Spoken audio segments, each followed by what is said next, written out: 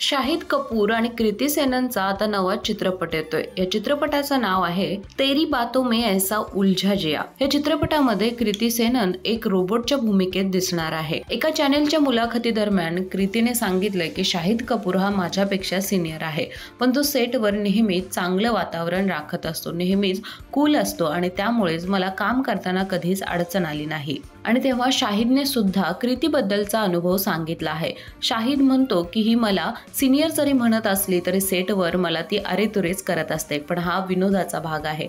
मी कृतीला पहिल्यांदा एका अवॉर्ड शो मध्ये पाहिलं होतं आणि त्यावेळी तिने साडी नेसली होती आणि साडीत ती खूप सुंदर सुद्धा दिसत होती। ती सुंदर तर आहेच, पण त्याचबरोबर तितकीच ती गोंडस सुद्धा असल्याचं मला जाणवलं। कृती ही मनाने खूप चांगली आहे आणि तिच्या मनात कोणताच गैरभाव नसतो आणि त्याचबरोबर कोणती स्पर्धेची भावना सुद्धा कृती जपत नाही। कृती सेनन आणि शाहिद कपूर हे दोघे सुद्धा दिल्लीचे रहिवासी आहेत।